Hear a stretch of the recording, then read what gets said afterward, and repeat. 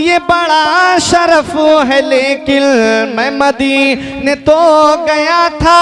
ये बड़ा शरफ है, लेकिन वही दम जो टूट जाता, वही दम जो टूट जाता तो कुछ और बात होती। वही दम जो टूट जाता तो कुछ और बात होती। वही दम जो टूट जाता तो कुछ और बात होती। दिल में अब कोई आरज़ू ही नहीं,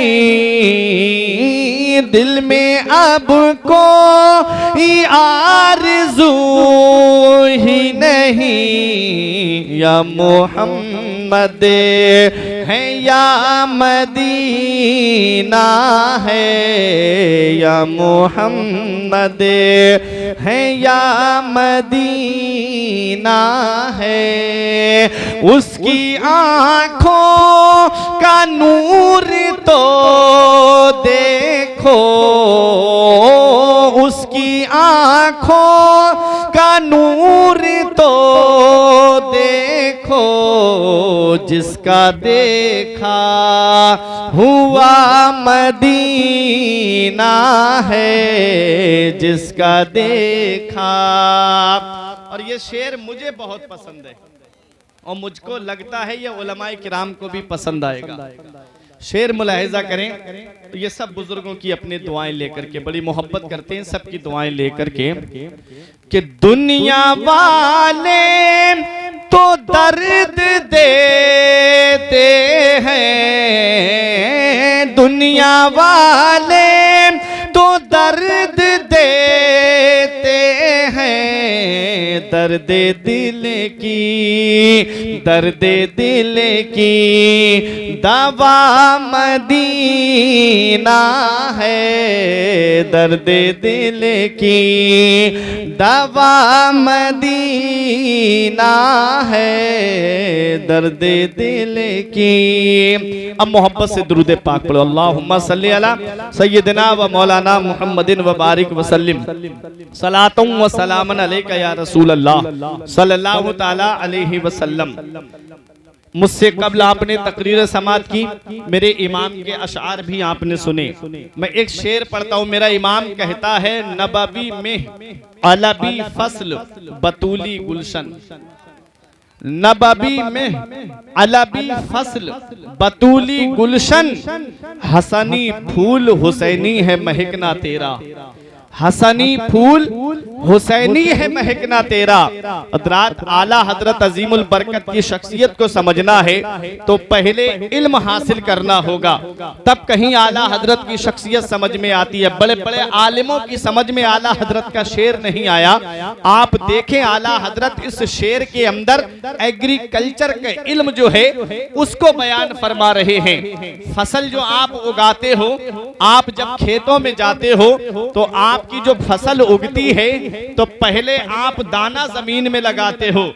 पहले गेहूं का दाना आपने बोया तभी तो गेहूं का पौधा निकल करके आता है।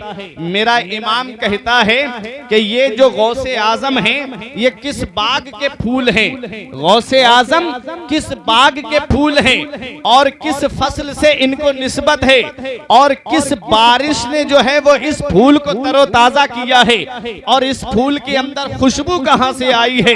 हजरात मेरा इमाम कहता है नबवी में अलबी फसल बतूली गुलशन, हसनी फूल हुसैनी है महकना तेरा। ये गौसे आजम की शख्सियत वो शख्सियत है कि ये गौसे आजम ये इमाम हसन के फूल हैं और जिस गुलशन से आए हैं वो गुलशन हजरत फातिमातुज़ ज़हरा का है और जिस फसल का ये फूल है वो फसल मौला अली शेर खुदा की है और इस फसल को जिस बारिश रहमत ने तैयार किया है वो बारिश रहमत मदीने वाले मुस्तफा की है और ये फूल के अंदर जो खुशबू आई है वो खुशबू इमाम हुसैन की है। मेरा इमाम कहता है नारे रिसालत जश्न गौसुल आजम हजरत अल्लामा मुफ्ती फुरकान साहब क़िबला उलमाए अहले सुन्नत, नारे तकबीर, नारे रिसालत, नबवी में अलबी फसल बतूली गुलशन, हसनी फूल हुसैनी है महकना तेरा। और आगे अब मेरे इमाम को देखो, मेरा इमाम फरमाता है नबवी खुर अलबी बुर्ज बतूली मंजिल, नबवी खुर अलबी बुर्ज बतूली मंजिल, हसनी चांद हुसैनी है उजाला तेरा। हसनी चांद हुसैनी है उजाला तेरा। इस शेर के अंदर वही शेर को समझेगा जो इल्मे नुजूम में महारत रखता है।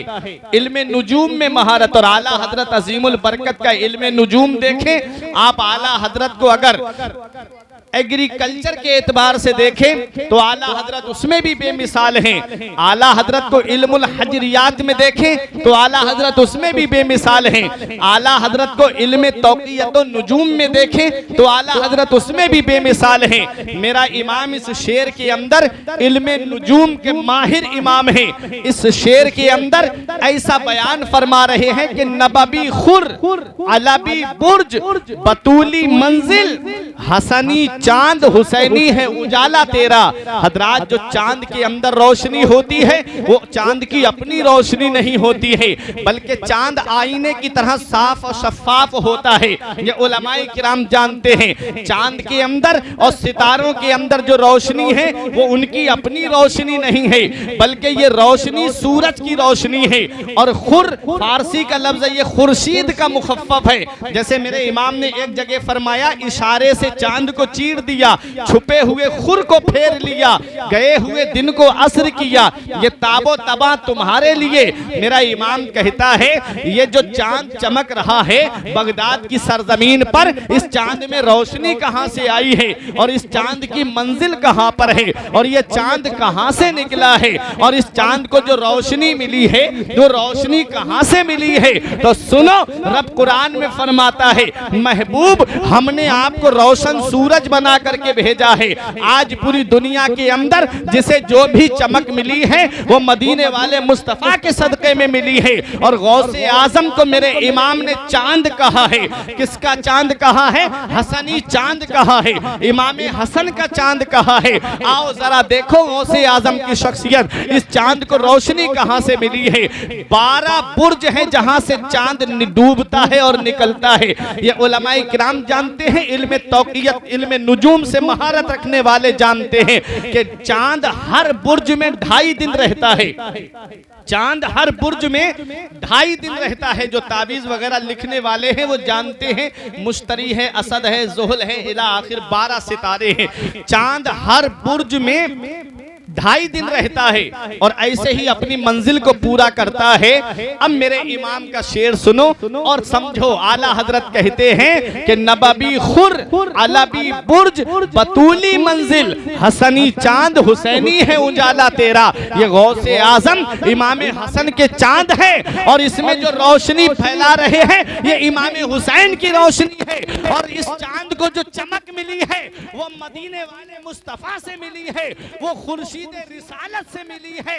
और इसके ठहरने की जो जगह है वो अलबी बुर्ज है, मौला अली शेर खुदा के वो बुर्ज है जहां पर ये चांद ठहरता हुआ आया है। और ये रीढ़ की हड्डी जो होती है ये भी 12 है और इनमें जो सुल्ब में नुत्फा जो करार पाता है वो इन्हीं सुल्बों से 12 कड़ियों से होता हुआ आता है। देखो मेरे इमाम का शेर, मेरा इमाम फरमाता है नबवी खुर अलबी बुर्ज बतूली मंजिल, और मंजिल के माना आते हैं ठहरने की जगह। और ये जो चांद ठहरा है वो मंजिल कहाँ है? वो फातिमा तो ज़हरा की मंजिल है। इसलिए इस चांद के अंदर जो चमक है वो मदीने वाले मुस्तफा की चमक है। और ये चांद जो है ये इमाम हसन का चांद है, इसमें उजाला जो है वो मदीने वाले मुस्तफा का उजाला।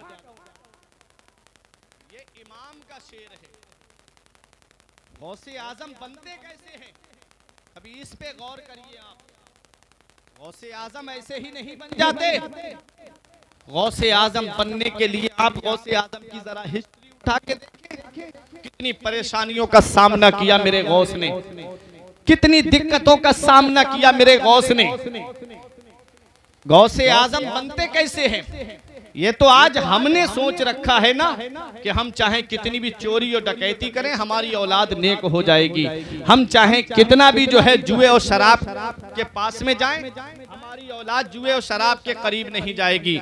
ये तो आज हमने सोच रखा है ना कि हम चाहे कितना भी जुआ खेलें लेकिन मेरी औलाद लूडो और रमी के करीब नहीं जाएगी। इतना याद रखना ऐ मूड़ा बुजुर्ग के जिंदा दिल मुसलमानों, ऐ कुर्बो जवार से आने वालों, गेहूं के पेड़ पे गेहूं आता है, धान के पेड़ पे धान आता है। मैंने ऐसा कभी नहीं सुना कि मैंने खेत में केले की फसल लगाई हो और उस पर आम आ गया हो। मैंने कभी ऐसा नहीं सुना कि मैंने खेत में गेहूं की फसल लगाई हो और उस पर धान उगाया हो। जैसा पेड़ होगा वैसा ही उस पर फल आएगा। आज ये तो हमने सोच रखा है ना कि हम चाहे कितना भी खैनी और गुटखा खाएं मेरी औलाद गुटखे को हाथ नहीं लगाएगी।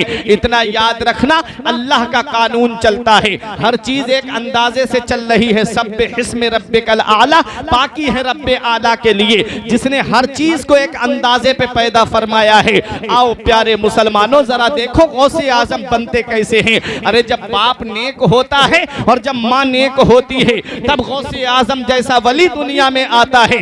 जब बाप रब की इबादत करने वाला और माँ कुरान की तिलावत करने वाली तब गौसे आजम जैसा वली दुनिया में आता है।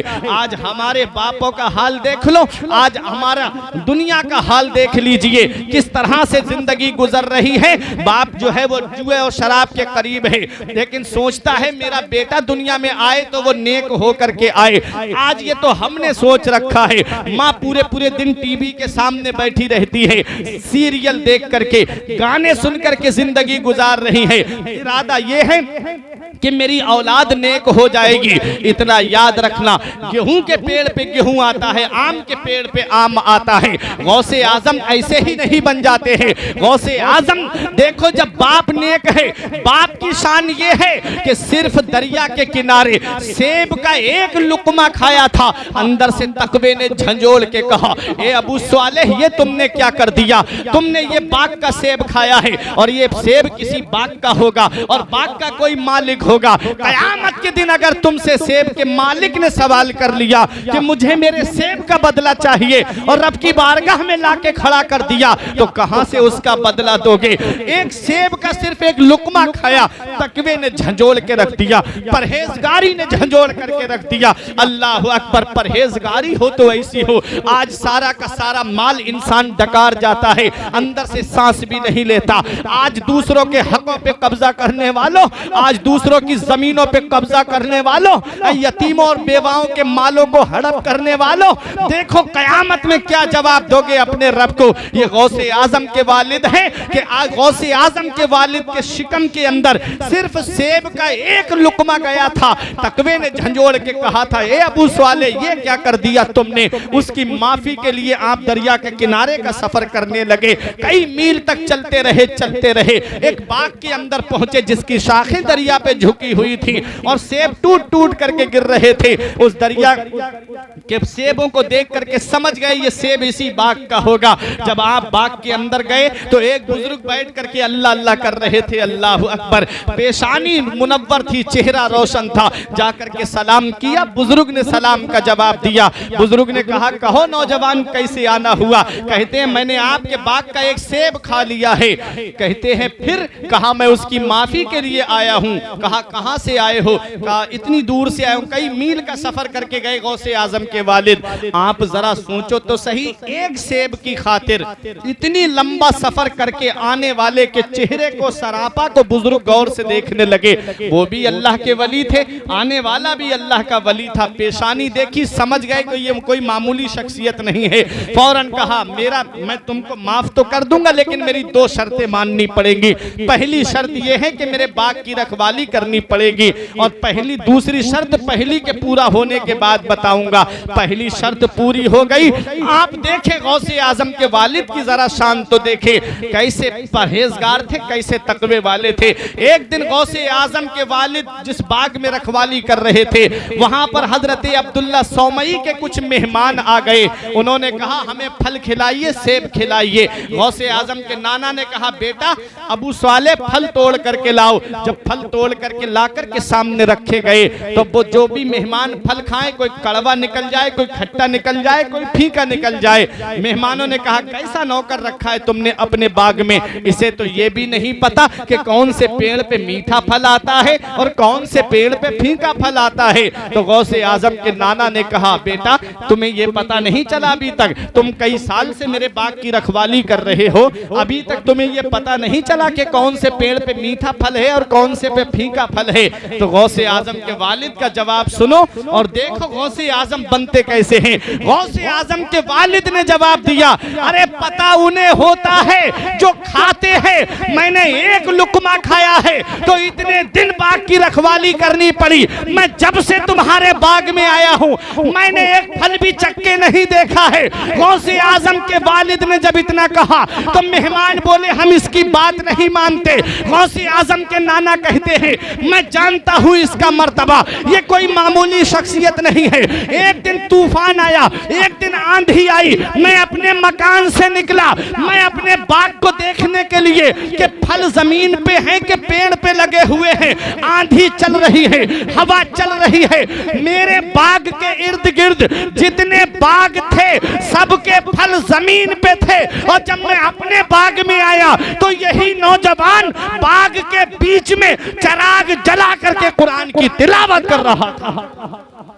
नारे तकबीर, नारे रिसालत, अज़मते गौसे आजम, वालिदैन गौसे आजम, गौसुल आजम कॉन्फ्रेंस, नारे तकबीर, नारे रिसालत, सुभान अल्लाह। ये गौसे आजम के वालिद हैं। क्या शान, हवा चल रही है, चराग जला करके कुरान की तिलावत कर रहे हैं। पहली शर्त पूरी हुई, बुजुर्ग से कहा अब तो माफ कर दीजिए। कहा अभी मेरी दूसरी शर्त रह गई है। कहा बताइए दूसरी शर्त क्या है। कहा मेरी दूसरी शर्त यह है कि तुम्हें मेरी बेटी से निकाह करना पड़ेगा। बोले फिर उसके बाद माफ कर दोगे। कहा हाँ फिर उसके बाद मैं माफ कर दूंगा अगर तुम मेरी बेटी से निकाह कर लोगे। अल्लाह अकबर। नौजवान राजी हो गए। कहा बेटा राजी तो हो गए हो लेकिन सिफतें भी तो सुन लो उसके अंदर हैं क्या क्या। कहा बताओ। कहा मेरी बेटी कानों से बहरी है, हाथों से लुंजी है, पैरों से लंगड़ी है, जुबान से गूंगी है, आंखों से अंधी है। ऐसा मॉडल अगर आज के दौर में किसी नौजवान के सामने रख दिया जाए क्या वो शादी के लिए तैयार होगा? आप बताओ थोड़ा सा। सिर्फ लड़के को इतना पता चल जाए कि लड़की के पैर में फर्क है, जब चलती है तो लंगड़ा के चलती है, तो वो रिश्ता करने के लिए तैयार नहीं होता। ये गौसे आजम के वालिद हैं। कहते हैं कि उसके बाद आप माफ तो कर दोगे। तो कहा हाँ फिर माफ कर दूंगा अगर निकाह कर लोगे। तो कहा कि मैं दुनिया में सजा भुगतने के लिए तैयार हूं, आखिरत में सजा नहीं भुगतूंगा। मैं तैयार हूं निकाह के लिए। अल्लाह अकबर। राजी हो गए। जब राजी हुए फौरन निकाह, फौरन शादी। ये हमारे यहां जैसी शादी नहीं कि महीनों सालों रिश्ते चले। लड़का लड़की, लड़का नेक लड़की नेक, फौरन निकाह। आज हमारे यहाँ के रिश्ते देख लो, कई कई महीने तक शादी रिश्ते चलते हैं और वो बीच वाला होता है, कभी लड़की वाले के यहाँ खाए जाके, कभी लड़के वाले के यहाँ पर आकर के खाए। वो कहता है लड़के की बहन देखने आ रही है, कभी कहता है लड़के की भावज रह गई है वो देखने आ रही है, कभी कहता है कि अभी लड़के का बहनोई बाहर था वो अब घर आया है अब वो देखने के लिए आएगा, फिर उसके बाद रिश्ता मंजूर किया जाएगा। कई कई महीने तक रिश्ते चलते हैं। अब मुझे बताओ प्यारे मुसलमानों, रिश्ते चलने के बाद में क्या नतीजा सामने आता है? यही नतीजा सामने आता है कि लड़के की बहन को लड़की पसंद नहीं आई या लड़के के बहनोई को लड़की पसंद नहीं आई, फिर वो रिश्ता टूट जाता है। मुझे बताओ 1 साल तक जिस गरीब के घर का तुम खाते रहे, वो मजदूरी करने वाला गरीब, वो 300-400 रुपए की मजदूरी करके अपने घर वालों का पेट भरने वाला वो गरीब, उसके दिल पे क्या बीतती होगी। और उस लड़की ने जब अपने माँ बाप को रोते हुए देखा होगा तो उसके दिल पे कैसी बीतती होगी। वो सोचती होगी मेरे मौला काश तूने मुझे बेटी ना बनाया होता। आज अल्लाह ने किसी को बेटा बेटा दे दिया है तो वो ये समझता है कि मुझे कुदरती भीख मांगने का परमिट मिल गया है, इसलिए उसके ऊपर इतनी डिमांडें रख दी जाती है। अरे अल्लाह ने तुम्हें बेटा दिया था, अल्लाह ने तुम्हें नूरे नजर दिया था, अल्लाह ने तुम्हें चश्मो चराग दिया था। किसी किसी के घर में तो चराग जलाने वाला भी नहीं है, तुम्हारे घर में चराग जलाने वाला तो है। अल्लाह का शुक्र अदा करते, मेरे मौला मेरे घर में मेरा बेटा है चराग जलाने वाला है, मेरे बाद मेरी विरासत को संभालने वाला है। किसी किसी के घर में तो चराग जलाने वाला भी नहीं है। ऐ प्यारे मुसलमानों, मैं तुमसे पूछना चाहता हूँ, बेटा दिया था अल्लाह ने, अल्लाह का शुक्र अदा करते, आज उसी बेटे के ऊपर इतनी डिमांडें रख दी जाती हैं, इतनी ज्यादा डिमांडें उस लड़के के ऊपर कि इसकी शादी में मुझे ये वाली गाड़ी चाहिए, इसकी शादी में मंगनी में मुझे इतना जेवरात चाहिए, मुझे इतने पैसे चाहिए। ये हमारे यहाँ की शादियां हैं। कभी गौर तो कर लिया करो, जिसके घर में 3-3 बेटियां हैं उसे रात को नींद नहीं आती, बेचारा रात में उठ उठ करके रोता है। एक बेटी की शादी करने में इतना कर्जा उसके ऊपर हो जाता है कि और बेटियों के बालों में चांदी उतर आती है, बाल सफेद पड़ने लगते हैं, और बेटियों के हाथ पीले नहीं कर पाता, रातों में उठ उठ करके रोता है वो गरीब। मेरे मौला काश तूने मुझे दौलत दी होती, काश तूने मुझे पैसा दिया होता। ऐ प्यारे मुसलमानों, ये जहेज की लानत जो आज मुसलमानों के अंदर आई है, इसने कितने घर तबाह कर दिए, आज इसने कितने घर बर्बाद कर दिए। न जाने कितनी बेटियां हैं जिन्होंने अपनी जिंदगी को खो दिया।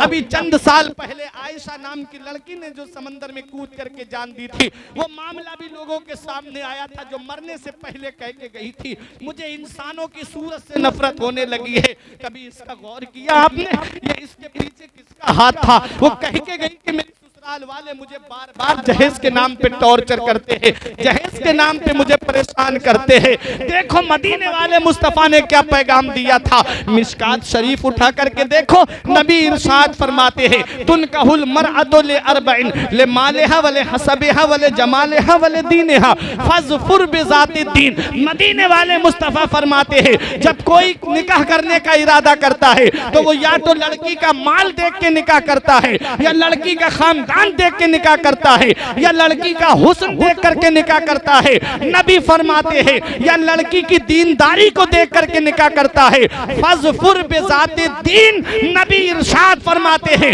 ऐ मेरे उम्मती, जब तू निकाह करने का इरादा करे तो दौलत को मत देखना, खानदान को मत देखना, हुस्न जमाल को मत देखना, अगर देखना है तो उसकी दीनदारी को देखना। तू परहेजगार लड़की को इख्तियार करना। हदीस पाक से हमें पैगाम मिल गया, दौलत दुनिया में काम आती है, खानदान दुनिया में काम आता है। अरे ये हुस्न जमाल जो है चंद सालों के बाद मिटने लगता है, लेकिन दीनदारी ऐसी है जो जमीन पर भी काम आती है, जमीन के नीचे भी काम आती है। इसलिए दीनदार लड़की को इख्तियार किया, इसलिए दीनदार लड़की घर में लाओ। हमने देखा है आज का हुस्न क्या है। अरे ब्यूटी पार्लर जाने से पहले देख लो और ब्यूटी पार्लर से बाहर आने के बाद देख लो, ये कोई हुस्न है? ए प्यारे मुसलमानों, तो दौलत देख के नहीं, खानदान देख के नहीं, हुस्न जमाल देख के नहीं, दीनदारी को देख करके। नबी फरमाते हैं वला अमतुन खरमाओ सौदाओ जातो दीन अफदलो, काली कलूटी बांदी दीनदार है तो ये ज्यादा बेहतर है उस खूबसूरत से जो दीनदार नहीं है। बेशक दीनदार, क्योंकि जब दीनदार लड़की तुम्हारे घर में आएगी तो दीन नस्लों तक पहुंच जाएगा।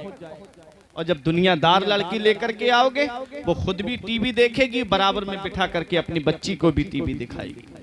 यही हालात जो आज हमारे सामने आ रहे हैं। मुस्लिम बेटियां जो इर्तिदाद की तरफ जा रही हैं, जो मुस्लिम बेटियां मुर्तद्दा होती जा रही हैं, ये इसमें इस चीज का सबसे अहम रोल है कि उनको सीरियल दिखाए गए इश्को मोहब्बत के, उनको वो फिल्में दिखाई गई जिनका ताल्लुक इश्को मोहब्बत से है।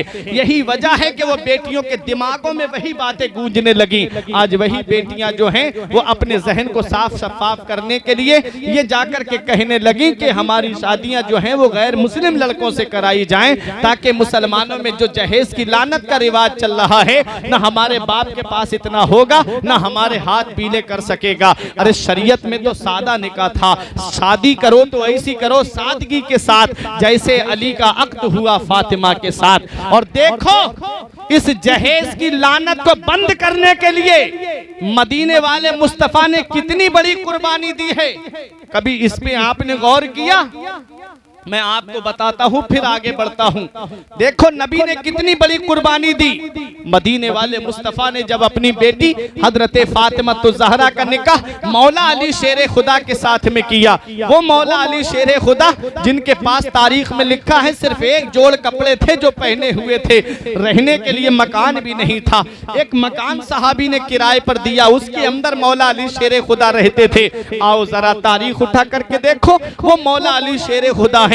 मदीने वाले मुस्तफा ने जो मुख्तसर सा जहेज अपनी बेटी को दिया था, हजरत फातिमा कुएं से पानी भर करके लाती थी। आज हमारे यहाँ पर पानी 40 फीट 35 फीट पे निकल आता है जमीन के अंदर से। वो अरब के कुएं हैं, ये उलमा जानते, कई 100 फीट नीचे जाकर के पानी निकलता था। और वो रस्सी आज हमारे यहाँ तो मुलायम रस्सी है, वो अरब की खुरदरी रस्सी थी। उससे जब पानी खींच करके निकालती तो डोल की रस्सी की वजह से हाथ की हथेलियां फट गई, उनसे जख्म बन गए और उनसे खून टपकने लगा। हजरत फातिमा मरहम लगा लेती, थोड़ा सुकून मिल जाता, थोड़ा आराम मिल जाता। फिर उसके बाद चक्की चलाती तो जख्म फिर फट जाते और खून टपकने लगता।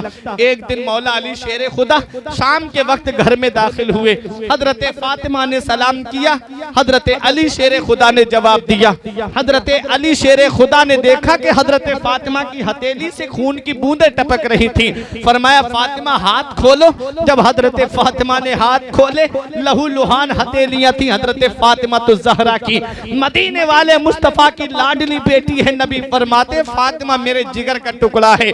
मौला अली ने देखा तो तड़प गए, कहते फातिमा तुम्हारे हाथ ये जख्मी कैसे है? कहा हल्के फुल्के जख्म होंगे। कहा नहीं फातिमा ये इतने गहरे जख्म मुझे नजर आ रहे हैं। फातिमा जरा ये तो बताओ ये हुए कैसे? कहा कुएं से पानी भर के लाना पड़ता है, रस्सी की वजह से जख्म पड़ गए। घर में जो है चक्की चलानी पड़ती है, उसकी वजह से जख्म फट गए और खून टपकने लगा। मौला अली शेर खुदा कहते फातिमा जब से तुम मेरे घर में आई तुम्हें चैन से खाने को खाना नहीं मिला। ए फातिमा मैं तुम्हारा मर्तबा जानता हूँ, फातिमा मैं तुम्हारी शान जानता हूँ, तुम्हारा मर्तबा। नबी फरमाते फातिमा मेरे जिगर का टुकड़ा है। फातिमा मैं जानता हूँ तुम्हारी शान। जब तुम नबी की बारगाह में जाती हो, नबी उठ के इस्तिकबाल के लिए खड़े हो जाते हैं, तुम्हारी पेशानी को बोसा देके अपने बैठने की जगह पे तुम्हें बिठाते हैं। फातिमा मैं तुम्हें जानता हूँ, तुम्हारे बारे में जानता हूँ। नबी फरमाते हैं जिसने फातिमा को राजी कर लिया उससे अल्लाह राजी है और उसका रसूल राजी है। जिसने फातिमा को राजी कर लिया। फातिमा मैं जानता हूँ तुम्हारा मर्तबा, फातिमा मैं जानता हूँ तुम्हारी शान। हजरत फातिमा ज़हरा रजी अल्लाह ताला अन्हा से मौला अली ने कहा मेरी माँ बहनें प्रोग्राम सुनने आई हैं, जरा गौर से सुने और एक पैगाम लेकर के जाएं। क्या पैगाम मिलता है, क्या दर्स मिलता है? हजरत फातिमा ज़हरा से मौला अली ने कहा तुमने मुझे बताया क्यों नहीं? तब हजरत फातिमा कहती हैं मेरे शौहर तुम दिन भर के थके हारे काम से आते हो और जब मैं तुम्हारे सामने अपने दुख रख दूं तो तुम और परेशान हो जाओगे। और मेरे बाबा ने मुझे रुखसत करते वक्त मुझसे कहा था फातिमा कयामत में जब तेरी और मेरी मुलाकात हो तो मुझसे इस हाल में मिलना मेरी बेटी तेरा शौहर अली तुझसे राजी हो। मेरे बाबा ने तुम्हारी फर्मा बरदारी करने का मुझे हुक्म दिया है। मैं कैसे अपने दुख आपके सामने रख देती? आज की अगर मेरी बहन होती तो शौहर के दरवाजे पे दाखिल होने से पहले ही उसको सुनाना शुरू कर देती कि जब से मैं इसके घर में आई मुझे आराम नहीं मिला, जब से मैं इसके घर में आई चैन से खाने को खाना नहीं मिला, जब से मैं इसके घर में आई सुकून से मुझे रोटी नहीं मिली। आज की मेरी बहन होती तो कितने शौहर के सामने के लिए शिकवे रख देती। वो नबी आजम की बेटी है, वो फातिमा ज़हरा है। फरमाती कहती हैं मेरे शौहर मेरे बाबा ने मुझसे कहा था कि अली को राजी रखना, अली को खुश रखना, क्योंकि शौहर जो होता है उसका मर्तबा बड़ा बहुत बुलंद होता है। नबी फरमाते दुनिया में अल्लाह के अलावा अगर किसी को सजदा करना जायज होता तो मैं औरतों को हुक्म देता कि वो अपने शौहरों को सजदा करें। ये शौहर अल्लाह की इतनी बड़ी नेमत है, इसका पता तब चलता है जब ये साए सर से उड़ जाते हैं। फिर औरत की न मैके में इज्जत रहती है न ससुराल में इज्जत रहती है। ईद के दिन बेचारी बैठी रहती है बच्चों को लेकर के, काश मेरे बच्चों को नए कपड़े मिल जाते। और जब तक शौहर का साया सर पे रहता है बच्चे भी जो है वो नए कपड़े पहन करके ईद की नमाज अदा करने के लिए जाते हैं। ये शौहर है, जिस दिन इसका साया सर से उड़ जाता है उस दिन कोई खैरियत पूछने वाला नसीब नहीं होता। देखो मौला अली शेरे खुदा ने कहा फातिमा तुमने मुझे बताया क्यों नहीं? हजरत फातिमा तो ज़हरा ने कहा मेरे बाबा ने मुझसे कहा है कि अली तुमसे राजी रहे। मौला अली ने कहा फातिमा ऐसा करो, तुम नबी की बारगाह में चली जाओ और नबी आजम की बारगाह में कुछ कनीजें कुछ बांदियां आई हैं, तुम जाओ और जाकर के नबी से ये अर्ज करो कि आका एक बांदी आपको दे दे ताकि घर का कामकाज कर दिया करे। मेरे आका हुजूर सल्लल्लाहु अलैहि वसल्लम की लाडली बेटी कहती है मैं नहीं जाऊंगी। मौला अली ने फरमाया मेरा हुक्म है। कहती है तब तो जाना पड़ेगा, आपका हुक्म है तो जाना पड़ेगा। अब मेरे आका हुजूर सल्लल्लाहु अलैहि वसल्लम का हुजरा जो है वो भी मस्जिद नबवी शरीफ में, और उसका दरवाजा भी मस्जिद नबवी शरीफ की तरफ खुलता है अंदर को। और हजरत फातिमा का जो रूम था, जो हुजरा था, वो मेरे नबी के हुजरे के ठीक पीछे है। जो हज करके आए हैं, जो गए हैं मदीना मुनव्वरा, वो जानते हैं जब बाबे जिब्राइल से दाखिल होंगे तो एक तरफ मेरे नबी के हुजरे मुबारक का दरवाजा नजर आता है और दूसरी साइड में हजरत फातिमा के हुजरे का दरवाजा नजर आता है। लेकिन आओ जरा देखो हजरत फातिमा के पर्दे की शान तो जरा देखिए। इतने करीब घर होने के बावजूद तारीख बताती है, इस्लामी हिस्ट्री हमें ये दर्श देती है कि जब तक पर्दे का हुक्म नाजिल नहीं हुआ था हजरत फातिमा दिन में अपने बाबा के घर आ जाती थी, लेकिन जब से आयते पर्दा नाजिल हुई है हजरत फातिमा कभी अपने बाबा के घर में दिन के उजाले में नहीं आई, जब भी आई तो रात के अंधेरे में आई। ये उनका पर्दा था। मेरा इमाम कहता है जिनका आंचल न देखा महो महर ने, जिनका आंचल न देखा महो महर ने, उस रिदाए नुज़ाहत पे लाखों सलाम। सैयदा जाहिदा तैयबा ताहिरा जाने अहमद की राहत पे लाखों सलाम। खूने खैरुर रसूल से है जिनका खमीर, उसकी बेलौस तीनत पे लाखों सलाम। वो हजरत फातिमा जब तक पर्दे का हुक्म नाजिल नहीं हुआ था, और जैसे ही नाजिल हुआ कभी दिन में नहीं आई, जब भी आई तो रात के अंधेरे में। और देखें मस्जिद नबवी में उनके हुजरे का भी दरवाजा खुलता है, मेरे नबी के भी हुजरे का। कितने कदम चलना होगा, अपने हुजरे से निकली, चंद कदम चली, आका के हुजरे में आ गई, बस इतना सा फासला, चंद कदम का फासला। लेकिन तारीख बताती है जब तक सहाबा मस्जिद नबवी शरीफ में रहते हजरत फातिमा नहीं जाती, और जब मस्जिद खाली हो जाती, सन्नाटा हो जाता, तब रात के अंधेरे में चादर ओढ़ती और अपने बाबा के हुजरे में आ जाती। आई हजरत फातिमा, नबी ने देखा फातिमा कैसे आना हुआ। हजरत फातिमा ने हाथ की हथेलियां खोल के दिखा दी, बाप हो तुम, बेटियां हैं तुम्हारे पास में, जरा मुझे बताओ मूड़ा वालों, जब बेटी परेशान होती है तो बाप को रात को भी नींद नहीं आती है, दिन को भी आराम नहीं मिलता है। जब बेटी परेशान होती है तो बाप की नींदें उड़ जाती है। मदीने वाले मुस्तफा ने अपनी बेटी के हाथों के जख्म देखे, फरमाया फातिमा क्या बात है? कहती है बाबा कुएं से पानी भरना पड़ता है, रस्सी से पानी निकालते निकालते हाथों में बरम पड़ गए, और जब चक्की चलाती हूँ तो जख्म फट गए, उनसे खून टपकने लगा। मेरे आका ने फरमाया क्या चाहती हो? कहती है बाबा एक बांदी मिल जाती। नबी ने फरमाया खुद आई हो? कहती है मैं खुद नहीं आई हूँ बल्कि मुझे मौला अली शेरे खुदा ने भेजा है। देखो नबी ने जहेज की लानत को बंद करने के लिए कितनी बड़ी कुर्बानी दी है मेरे आका ने। तारीख उठा करके तो देखो, नबी ने फरमाया अली ने तुम्हें भेजा है। कहा हाँ आका, अली ने मुझे भेजा है। नबी फरमाते बांदियां हैं मेरे पास, कनीजे हैं मेरे पास, बेटी मैं तुम्हें एक नहीं दूंगा, हाँ मैं तुम्हें इससे बेहतर अमल बताता हूँ। जब भी फर्ज नमाज पढ़ करके फारिग हो तो सुभान अल्लाह, अल्हम्दुलिल्लाह, अल्लाह अकबर 100 मरतबा पढ़ लेना। बेटी ये कनीजों से बेहतर है, बेटी ये बांदी से बेहतर है। देखो वो हजरत फातिमा है जो रात को भी कुरान पढ़ती है, दिन को भी कुरान पढ़ती है, रात को अल्लाह की इबादत, दिन को भी अल्लाह की इबादत। ये नहीं कहा मेरे बाबा मैं तो नमाज पढ़ती हूँ, कुरान पढ़ती हूँ, मैं तो इतनी तिलावत करती हूँ, अब एक वजीफा आप और बता रहे हो। ये नहीं कहा हजरत फातिमा ने, बल्कि सरे तस्लीम खम कर दिया और उसे मान लिया और इसे तस्बीह फातिमा कहते हैं। इंसान कितना भी थका हारा क्यों ना हो, ईशा की नमाज पढ़ ले और ईशा की नमाज पढ़ करके बिस्तर पे जब जाए तो 33 मरतबा सुभान अल्लाह, 33 मरतबा अल्हम्दुलिल्लाह और 34 मरतबा अल्लाहु अकबर पढ़ करके सो जाए, कोई दुनियावी बात ना करे तो अल्लाह ताला पूरे दिन की थकावट को दूर फरमा देता। ये तस्बीह फातिमा है। मदीने वाले मुस्तफा ने फरमाया बेटी तुम ये तस्बीह पढ़ा करो। सुभान अल्लाह। कायनात अर्ज करती है या रसूल अल्लाह, आपको बेटी के हाथों के जख्म नजर नहीं आते? आप बांदियां बांट रहे हो, आप गुलाम बांट रहे हो या रसूल अल्लाह। आप अपनी बेटी को एक बांदी दे देते तो क्या हो जाता, एक कनीज दे देते बेटी को तो क्या हो जाता। तो नबी की रहमत ने जवाब दिया था मैं एक नहीं 10 दे सकता था। अरे दुनिया की बांदियां क्या है, मैं हुक्म दे देता तो जन्नत से हूरे फातिमा का काम करने के लिए आते।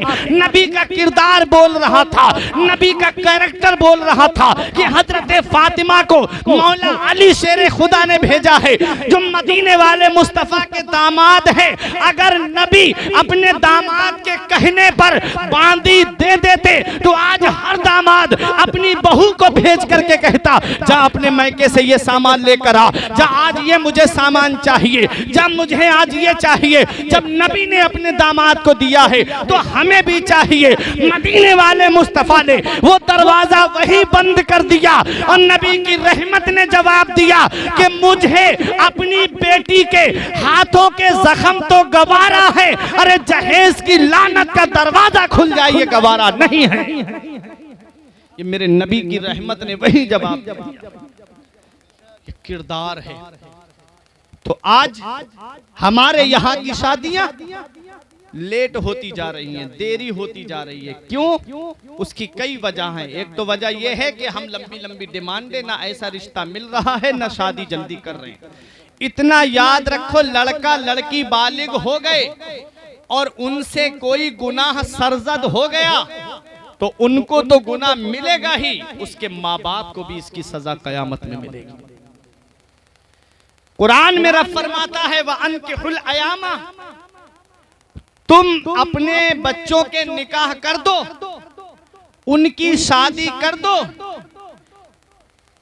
इन अंतुमुल फुकरा, अगर वो गरीब हैं, युगनीहिमुल्लाहु बिफज़लिही, तो अल्लाह ताला अपने फजल से उनको मालदार कर दे। ये कुरान हमें पैगाम दे रहा है कि लड़का लड़की जब बालिग हो जाएं तुम निकाह कर दो। हमने सोच रखा है ना कि अभी एमए किया है, अभी और लड़का आगे पढ़ ले। लड़का जब बीए कर लिया, एमए कर लिया, इंटर कर लिया, अब इसकी नौकरी लग जाए, अब इसकी जॉब लग जाए, अपने पैरों पे तो खड़ा हो जाए। अभी तक किसके पैरों पे खड़ा था? अभी भी वो अपने पैरों पे खड़ा है। ये सिर्फ हमारी सोच बन गई है कि अभी इतनी जल्दी शादी नहीं करेंगे, अभी अपने पैरों पे खड़ा हो जाए, जॉब लग जाए। मुझे बताओ अगर पूरी जिंदगी नौकरी नहीं लगी तो क्या पूरी जिंदगी शादी नहीं करोगे? कुरान कहता है, रब फरमाता है तुम अपने बच्चों के निकाह कर दो, अगर वो गरीब हैं तो अल्लाह ताला अपने फजल से उनको मालदार बना देगा। और निकाह करने के बाद हमने देखा है कि लड़की के बरकत वाले कदम घर में पड़ते हैं तो अल्लाह तबारक व तआला उसके कदमों की बरकत से उस घर में खैर व बरकत का नुज़ूल अल्लाह फरमाता है। तो निकाह वक्त पे करना चाहिए।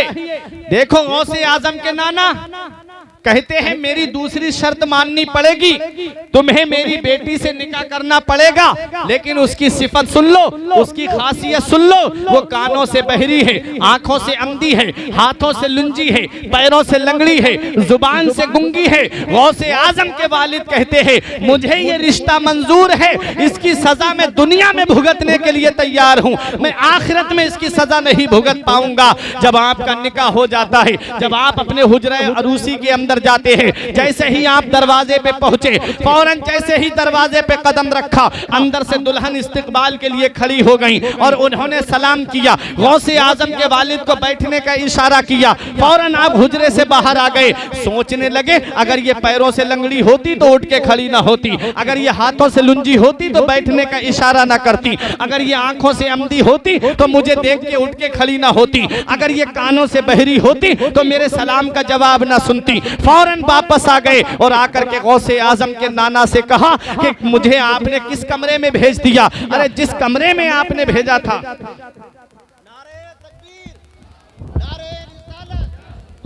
आला हजरत, मसलके आला हजरत, मसलके आला हजरत, इस्माइली दूल्हा, इस्माइली दूल्हा, इस्माइली दूल्हा, इस्माइली दूल्हा। नारे तकबीर, नारे रिसालत। रास्ता दे दें आप लोग।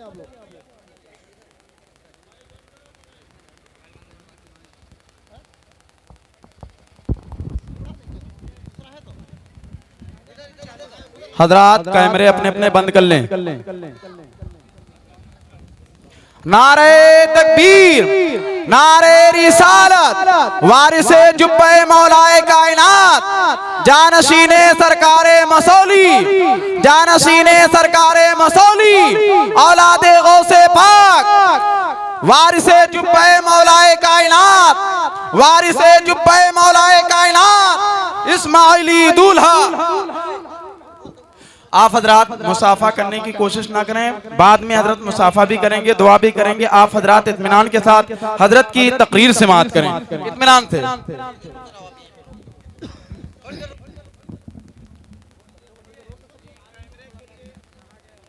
वीडियो कर सकते हैं, आईडियो आप करते हैं।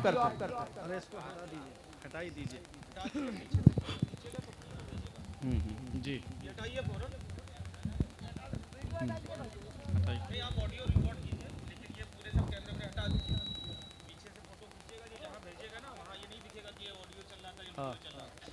इत्तकू मबाज़ियतहुम। जी जी जी, तोहमत की जगहों से भी बचना चाहिए हदीस पाक में। जी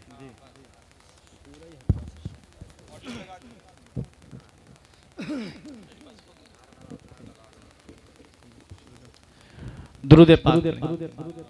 अल्लाहुम्मा सल्ली अला सय्यिदिना व मौलाना मुहम्मदिन व बारिक वसल्लम। सलातुम व सलामुन अलैका या रसूल अल्लाह सल्लल्लाहु तआला अलैहि वसल्लम।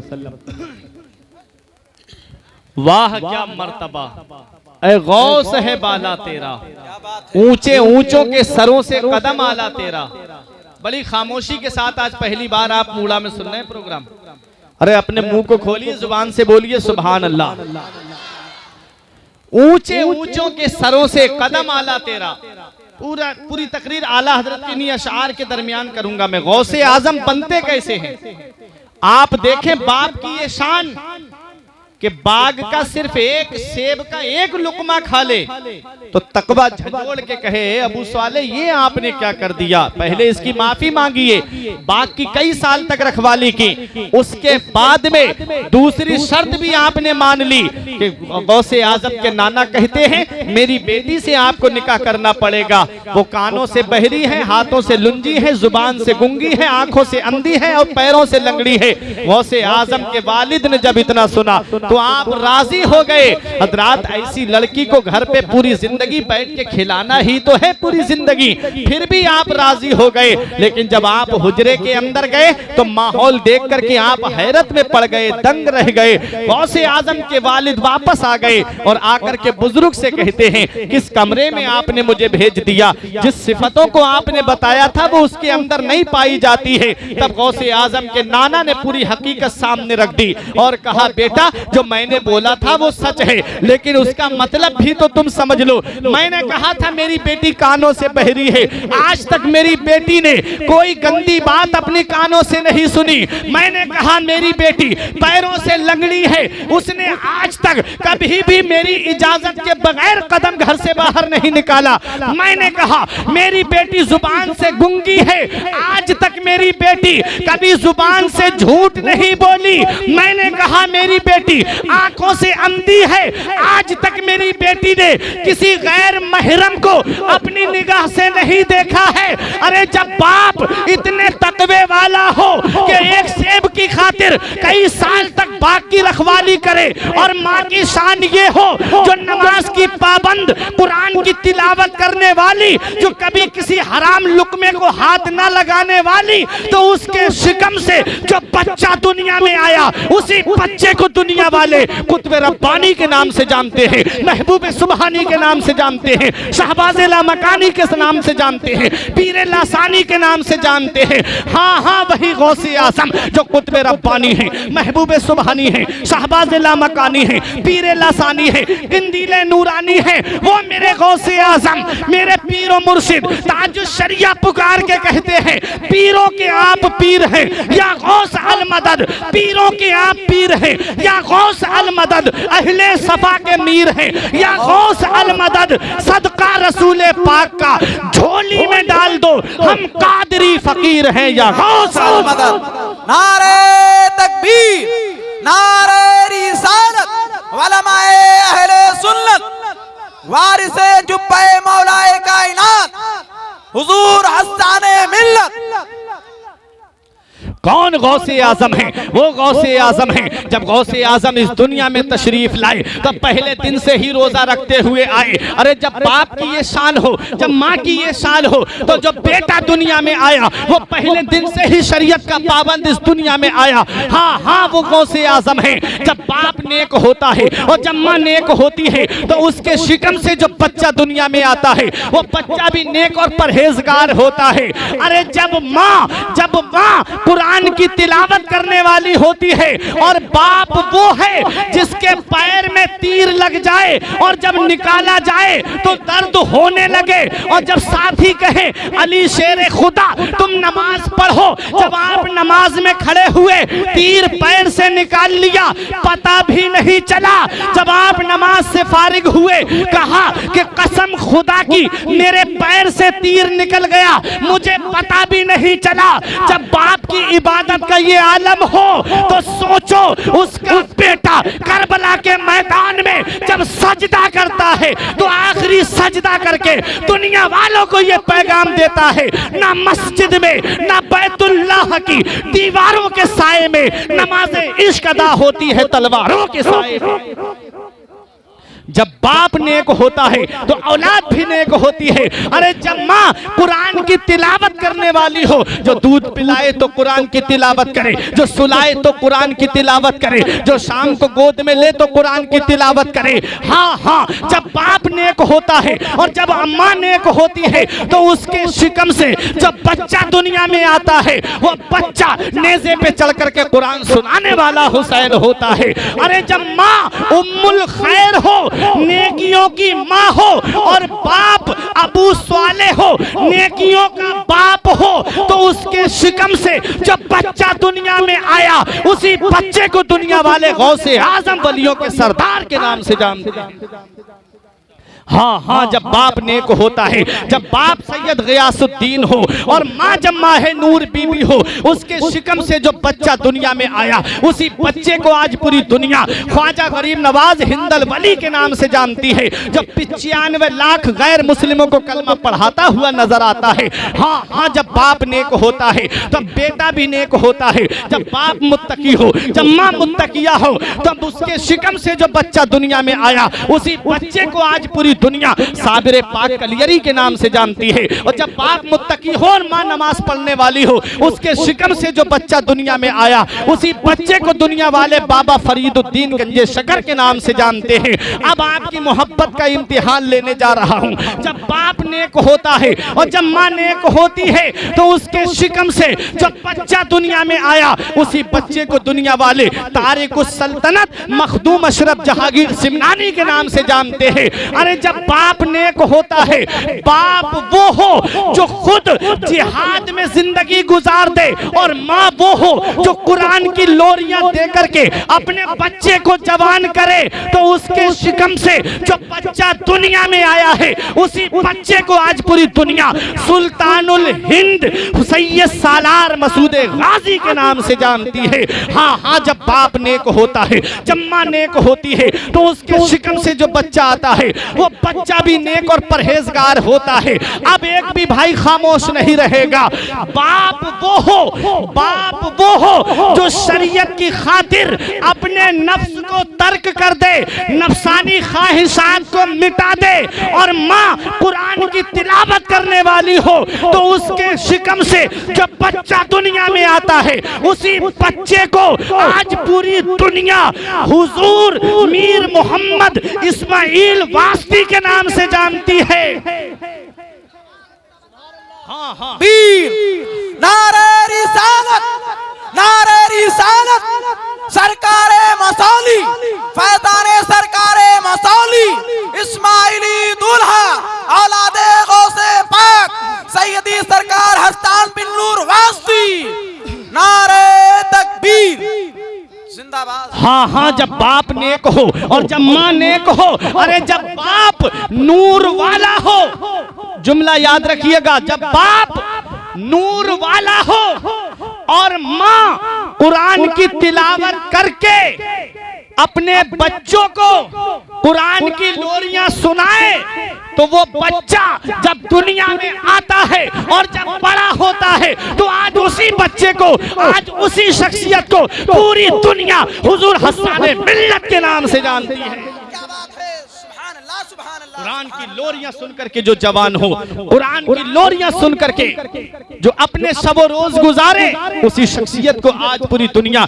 हुजूर सैयदी हस्सान बिन नूर वास्ती कादरी रज़्ज़ाक़ी ज़ैदियुल हुसैनी के नाम से जानती है। नूर है आंखों में तो कर लो नजारा नूर का, नूर है आंखों में तो कर लो नजारा नूर का, नूर वालों को नजर आता है जलवा नूर का। तेरी नस्ले पाक में है, तेरे बच्चा बच्चा नूर का, तेरी नस्ले पाक में है, बच्चा बच्चा नूर का, तू है ऐने नूर, तेरा सब घराना नूर। मेरे इमाम की शख्सियत देखो, सिर्फ ये नहीं कहा कि इमाम हसन नूर है, इमाम हुसैन नूर है, नहीं, बल्कि ऐसी तारीफ कौन करेगा आले रसूल की जैसे मेरे इमाम ने तारीफ की।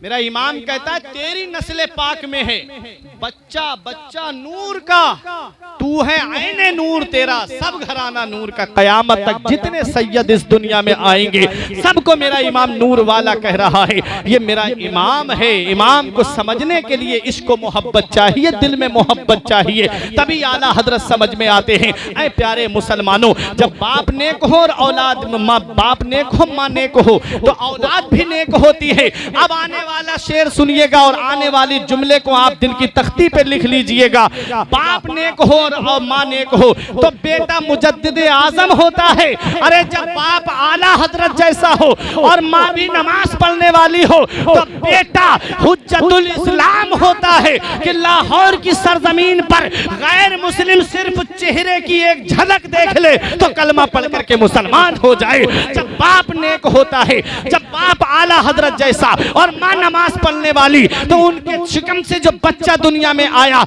उस बच्चे को दुनिया वाले मुफ्ती आजम के नाम से जानते हैं। अब ये उलमा अपनी दुआओं से नवाजेंगे, कारी अजमल साहब, मौलाना अब्दुल कादिर साहब, सबकी दुआएं लेकर के। देखो जब बाप कुरान का मुफस्सिर हो, बाप जब कुरान का मुफस्सिर हो, मुफस्सिर कुरान हो, और माँ वो हो कि जो अपने जेवर गिरवी रख करके मंजरे इस्लाम के मुदर्रिसीन की तनख्वाह निकाल दे, तो उसके शिकम से जो बच्चा दुनिया में आता है उसी बच्चे को पूरी दुनिया ताजो शरिया के नाम से जानती। नारे तकबीर, नारे रिसालत, मसलके आला हजरत इस्माइली दूल्हा फैज़ाने हुजूर ताजुश शरिया, नारे तकबीर। हजरात, आप हजरात जो लोग जाने लगे हैं, जाइए मत, इत्मीनान से हजरत की तकरीर सुनिए और हजरत के हाथों में हाथ दे करके जो बैत नहीं है दाखिल हो जाइए। और एक खुशखबरी सुना दूं, ऐसा मौका हमेशा नहीं मिलेगा और शायरी दुनिया में आप लोग बहुत सुनना चाहते हैं। शोएब इकबाल इस्माइली बनारस के जो तशरीफ रखते हैं, सुभान अल्लाह, बहुत अच्छा कलाम पढ़ते हैं। हजरत की तकरीर के बाद अभी आप सुनेंगे, दिल बाग बाग हो जाएगा इंशाअल्लाह। सुभान अल्लाह। मोहब्बत से दुरूद पाक पढ़ें। अल्लाहुम्मा सल्ली अला सय्यिदिना व मौलाना मुहम्मदिन व बारिक वसल्लम सलातुम व सलामन अलैका या रसूल अल्लाह सल्लल्लाहु ताला अलैहि वसल्लम। तो पता चला है मेरे अजीजों, अपने बच्चों को वक्त से पहले जवान कर दो। हीरो हीरोइन का किरदार देकर नहीं, फिल्मी एक्टरों का किरदार देकर नहीं, जवान करना है तो करबला के हुसैन आजम का किरदार दे के जवान करो, बगदाद के गौसे आजम का किरदार दे के जवान करो। ये मत देखो मोहल्ले वाले क्या कहेंगे, ये मत देखो खानदान वाले क्या कहेंगे, ये मत देखो तुम्हारे रिश्तेदार क्या कहेंगे। जमाना खफा है तो क्या गम है इसका, जमाने को ठोकर लगाए चला जा, जमाना ही एक दिन तेरे साथ होगा, तू आका को अपने मनाए चला, नबी को राजी कर।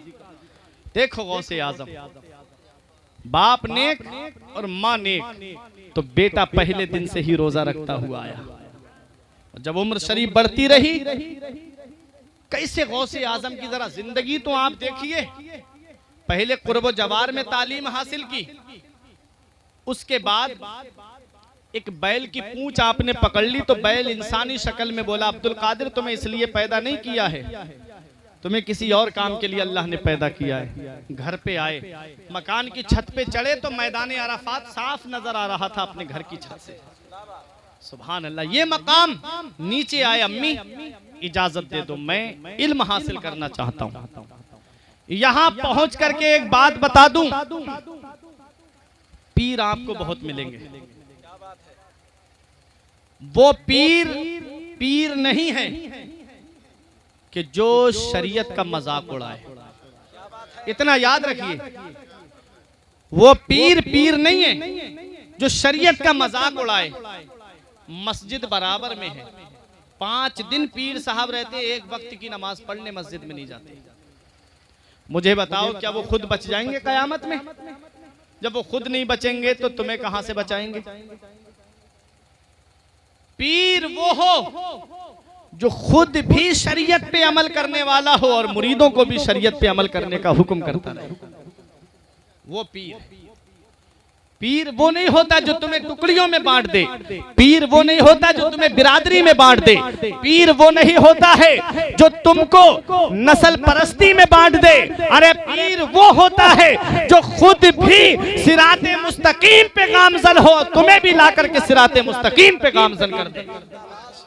जो नमाज ना पढ़े वो पीर कहां से, जो रोजा ना रखे वो पीर कहां से। शरीयत में जो 4 बातें बताई हैं उलमाए किराम ने पीर के लिए, जो 4 शर्तें बताई हैं, वो 4 शर्तें आप देख लो। पहली शर्त ये बताई कि वो फासिक मोलिन ना हो, यानी अलल ऐलान गुनाह करने वाला फासिक मोलिन, दाढ़ी वगैरह कटी हुई ना हो। ऐसे ऐसे पीर चल रहे हैं आज मार्केट में, दाढ़ी पूरी नहीं है, रंग बिरंगी गमछे ओढ़ लिए और आकर के लोगों को गुमराह करते हैं। आओ हमारा दामन पकड़ लो, हम उनके खानदान से हैं, आओ हमारे दामन से वाबस्ता हो जाओ, हम उनकी नस्ल से हैं। इतना याद रखना प्यारे मुसलमानों, उलमाए किराम फरमाते हैं पीर के लिए 4 बातें शर्त है। सबसे पहली शर्त जो बताई है वो ये बताई है कि फासिक मोलिन ना हो, गुनाह अलल ऐलान करने वाला ना हो, गुनाहों से बचने वाला हो। जो खुद गुनाह से ना बचता हो वो मुरीदों को क्या गुनाह से बचाएगा। इसलिए पीर ऐसा होना चाहिए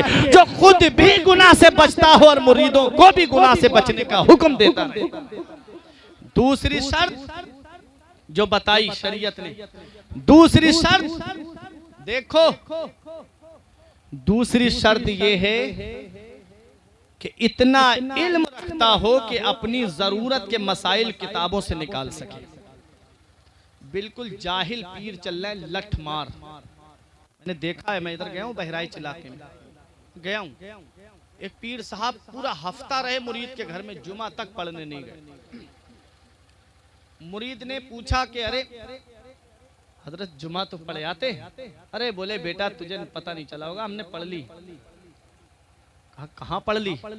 कहा नमाज क्या रे, आंखें बंद करके दिल की तरफ नजर करके बस मुर्शिद का ध्यान कर लो, मुर्शिद का तसव्वुर कर लो, हो गई।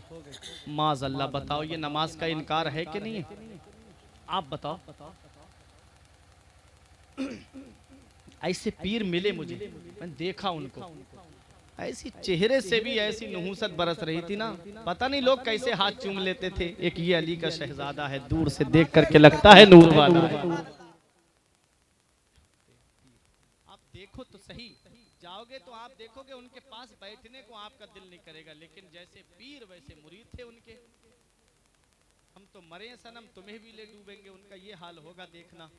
शरीयत पे चलने वाला हो, मुरीदों को गुनाहों से बचने की तलकीन करता रहे कि गुनाह नहीं करना वरना मेरी मुरीदी से निकल जाओगे आप।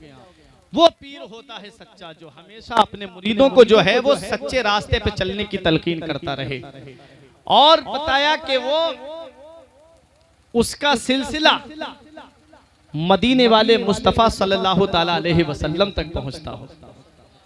अल्हम्दुलिल्लाह हम अपनी किस्मत पे नाज करते हैं, अपनी किस्मत पे फख्र करते हैं। ऐ मूड़ा वालों, बहुत खुश नसीब हो, बहुत खुश किस्मत हो आप कि मैंने खुद हजरत से बात की थी तारीख के ताल्लुक से, तो हजरत ने पूरी मुझे लिस्ट बताई कि फला दिन वहाँ रहूंगा। लेकिन ये मूड़ा वालों की किस्मत है कि आज के दिन हजरत जो है वो मूड़ा वालों की सरजमीन पे तशरीफ फरमा हो गए। ऐसी शख्सियत आती हैं रोज रोज, कहाँ ऐसी हस्तियां बसती हैं जिनके दम से मोहब्बत की बस्तियां। ऐसे पीरे बशरीयत कहिएगा, शरीयत पे अमल करने वाले पीर के नूरानी चेहरे की आप जियारत कर रहे हैं। मसलके आला हजरत के सच्चे तर्जुमान की आप नूरानी चेहरे की जियारत कर रहे हैं। ना आपको नारा लगाने वाले बहुत मिलेंगे लेकिन अमल करने वाले बहुत कम मिलेंगे। अल्हम्दुलिल्लाह ये सरकारे मसौली का फैजान है कि हुजूर हस्साने मिल्लत खुद भी शरीयत पे अमल करते हैं और अपने मुरीदों को भी शरीयत पे अमल करने का हुक्म देते रहते हैं। तो ऐसा पीर हो। लेकिन अब यहाँ पहुंच करके आप ये भी सुन लीजिए, मेरे गौस फरमाते हैं इंसानों के भी पीर हैं, जिन्नात के भी पीर हैं, फरिश्तों के भी पीर हैं। मेरे गौस फरमाते हैं अना शेखुल कुल, मैं सबका पीर हूं, मैं सबका पीर हूं, मैं पीराने पीर हूं। अब मेरे पीर फरमाते हैं पीरों के आप पीर हैं या गौस अल मदद, पीरों के आप पीर हैं या गौस अल मदद, अहले सफा के मीर हैं या गौस अल मदद। अरे सदका रसूले पाक का झोली में डाल दो, हम कादरी फकीर हैं या गौस अल मदद। ये गौसे आजम हैं जो पीराने पीर हैं, रोशन जमीर हैं। फरमाते हैं ऐ मेरे मुरीद, अगरचे तू अच्छा नहीं, अगरचे तू जय्यद नहीं, जिस अब्दुल कादिर का तूने दामन पकड़ा है वो अब्दुल कादिर जय्यद भी है और सैयद भी है। इमाम पुकार के कहता है रजा यूना बिलक, तू नहीं जय्यद तो ना हो, सैयदे जय्यदे हर दहर है मौला तेरा। वो गौसे आजम है, सैयदे जय्यदे हर दहर है मौला तेरा। आओ जरा देखो तो सही, एक अंग्रेज का कहना है मैंने दूरबीन के जरिए एक ऐसा दूरबीन बनाया जिसके जरिए मैंने सितारों का ऐसा कहकशा देखा कि अगर वहां तक पहुंचने के लिए ना कोई रॉकेट जा सकता है, ना कोई हवाई जहाज जा सकता है। फिर वही अंग्रेज कहता है हाँ अगर कोई बिजली का तार वहां तक पहुंचा दे तो बिजली का तार लगाने में 2 करोड़ साल लगेंगे। इतने दूर का कहकशा उसने दूरबीन से देखा। मैं गौसे आजम की शख्सियत करीब से दिखाना चाहता हूं। देखो गौसे आजम हैं कौन। वो अंग्रेज कहता है कि 2 करोड़ साल लगेंगे बिजली का तार वहां तक लगाने में। और बिजली का करंट आप जानते हो ये कितनी रफ्तार पे चलता है। ये बिजली के करंट के बारे में साइंसदान लिखते हैं ये 1 सेकंड में 1 96 किलोमीटर की रफ्तार से चलती है बिजली। 1 सेकंड में इतनी रफ्तार है बिजली की, 1,96,000 किलोमीटर 1 सेकंड में। फिर वही अंग्रेज कहता है कि अगर मुझे 10,000 साल की उम्र मिल जाए और कोई मुझसे ये कहे कि तुम पूरी दुनिया का चक्कर लगा लो, पूरी दुनिया को घूम लो, तो मुझे 10 जन्म लेना पड़ेंगे, तब भी मैं जो है पूरी दुनिया नहीं घूम सकता, और जन्म है नहीं। अब सुनो, वो कहता है कि मुझे 10,000 बरस में भी मैं दुनिया के इस कोने से उस कोने पे नहीं जा सकता, और मेरे गौसे आजम का मकाम देखो,